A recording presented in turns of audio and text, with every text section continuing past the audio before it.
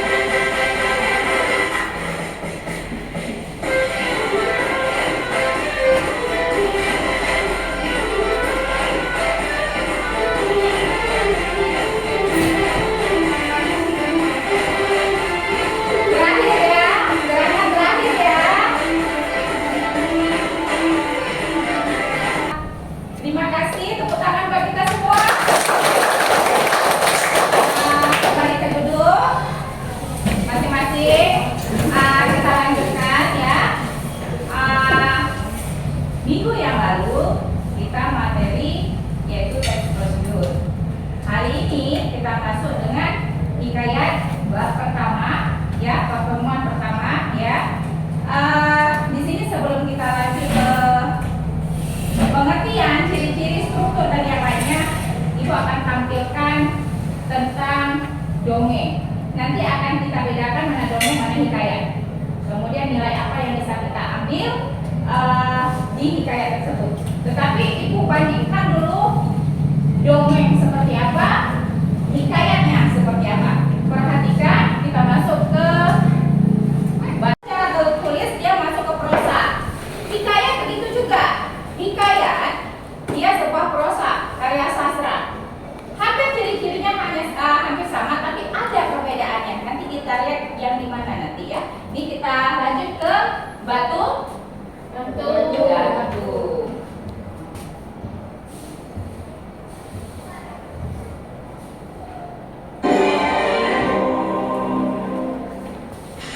Legenda Batu Gantung. Kisah dari Provinsi Sumatera Utara. Panorama Batu Gantung merupakan salah satu ciri khas wisata Danau Toba. Keberadaan Batu Gantung selalu menarik perhatian para turis yang datang ke Danau Toba. Danau Toba berada di Pulau Samosir, Sumatera Utara. Jika wisatawan menyusuri Danau Toba, maka akan menemukan batu gantung yang terletak di Parapat. Keberadaan batu gantung ternyata memiliki asal muasal yang diyakini oleh masyarakat yang dikenal dengan legenda batu gantung. Konon, pada zaman dahulu, di sebuah desa di tepi Danau Toba, hiduplah sepasang suami istri yang memiliki seorang anak gadis cantik jelita. Gadis cantik itu bernama Seruni. Selain cantik, Seruni juga anak yang berbakti pada kedua orang tuanya. Ia selalu bersikap sopan dan senang membantu pekerjaan orang tuanya. Suatu hari, Seruni harus berpisah dengan pemuda pujaannya yang bernama Sidoli. Akan tetapi, Sidoli harus pergi merantau di Provinsi Sumatera Utara. Baik, anak-anak, selesai ya. Itu adalah cerita rakyat, ya, sebuah dongeng. Ciri-cirinya anonim, tidak disebutkan siapa nama pengarangnya. Pertanyaannya, cerita ini relevan yang pada saat zaman sekarang relevan nggak cerita ini tadi? Ada nggak sangkut pautnya cerita itu di masa sekarang? Terlibat anak dijodohkan, kemudian main judi, dengan main judi, kemudian penjodohan. Masih sekarang masih ada nggak? Masih ada. Kemudian yang terjadi di sini yaitu nilai kehidupannya berbakti kepada orang tua dan janji. Bagaimana janji yang kita tepati, bagaimana kita berbakti kepada orang tua harus juga kita jalankan. Untuk sekarang, ya, nah, antara yang kita tadi kan masa lampau. Nah, kita masuk ke hikayat, ya. Kita masuk ke hikayat. Apa yang terlintas di pikiran Anda tentang hikayat? Cerita zaman dulu. Kemudian ada lagi? Hikayat cerita zaman dulu. Dalam bentuk apa dia? Pendek. Prosa. Nah, ada nggak nama pengarangnya? Tidak ada. Bagaimana ciri-cirinya? Ada di situ kemustahilan. Ya, kemustahilan hampir sama dia dengan dongeng tadi, hampir sama ciri-cirinya. Mustahil. Dongeng tadi batu gantung. Kalau seperti kita logika, mana mungkin ada batu gantung manusia seperti itu. Kemudian kalau hikayat sama kayak yang cerita di Mambo, Aceh Selatan tentang cabai rawit, kemustahilan ceritanya. Kenapa diceritakan berdoa kepada Allah, kemudian tiba-tiba hamil lahir seorang anak sebesar cabai rawit? Mustahil lahir. Itulah hikayat. Kemudian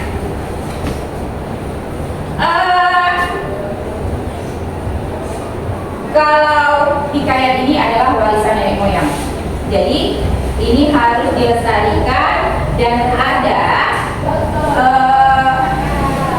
yang harus kita turun-temurun bahasakan, nilai-nilai kehidupannya bisa kita sampaikan ke anak cucu, ya.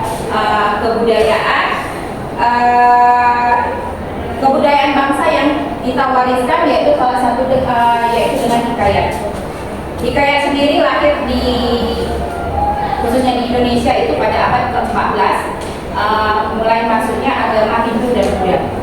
Itu masuk ke abad ke-18. Bayangkan berarti kalau hikayat cabai rawit jauh sebelum abad 21, yang lahir di sini abad 14, berarti di atas abad 14 itu hikayat kita juga belum ada, jauh sekali.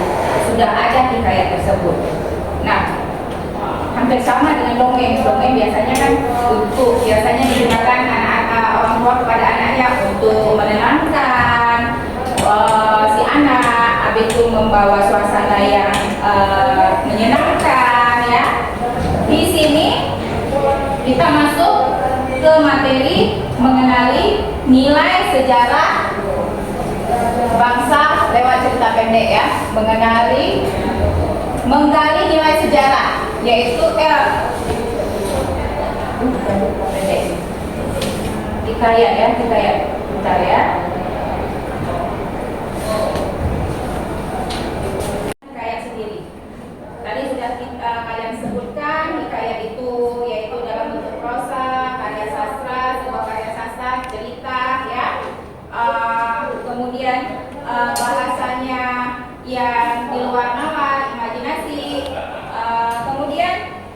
hikayat. Ciri-ciri hikayat sama aja dengan karakteristik.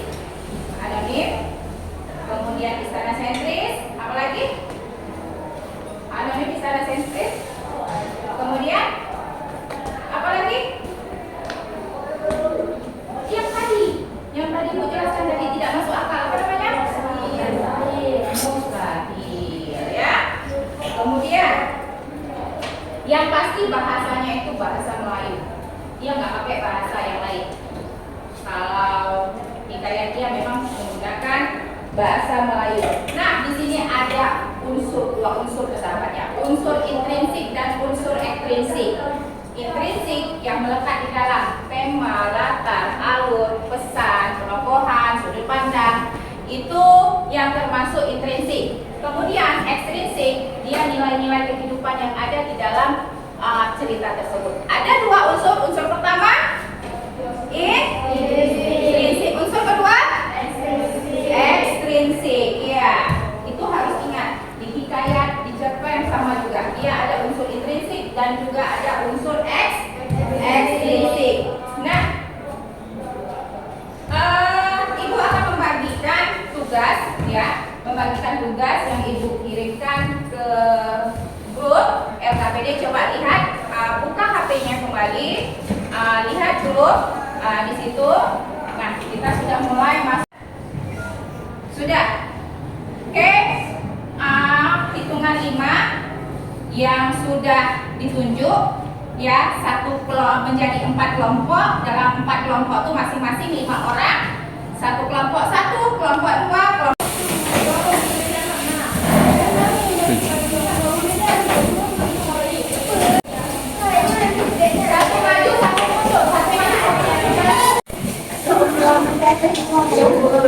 ya, setiap kelompok akan menjawab pertanyaan Ibu, yaitu pertanyaan tentang hal apa yang menarik tentang hikayat. Kira-kira hal apa yang menarik tentang hikayat? Diskusi, Ibu akan bertanya di kelompok 1 ya. Hal apa yang menarik pada hikayat, cerita hikayat? Oke, kelompok 1, hal apa yang menarik kira-kira di cerita hikayat? Cerita yang nggak masuk di logika tapi ternyata ada, Bu. Cerita yang nggak masuk di logika tapi seolah-olah itu ada, hadir di kehidupan. Oke, kelompok ini yang cerita yang mustahil tapi bisa diambil hikmahnya. Cerita yang mustahil tapi bisa diambil hikmahnya, itu yang menarik ketika kita membaca sebuah hikayat. Mari kelompok ini, kira-kira hal yang menarik ketika membaca hikayat, ceritanya menyenangkan.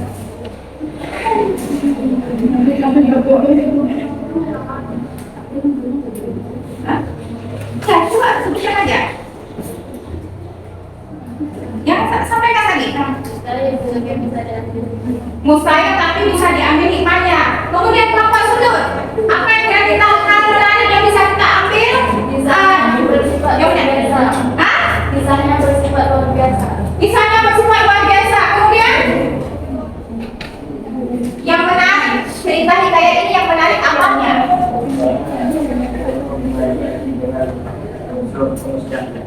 Ceritanya yang penuh dengan kemustahilan. Ya, hikayat memang itulah ciri-cirinya, itulah karakteristiknya, ya. Nah, kalian lihat tadi LKPD-nya ada cerita Hang Tuah, ya. Coba kalian baca cerita tersebut, nanti diskusikan bersama kelompok. Tugas 1, tugas 2,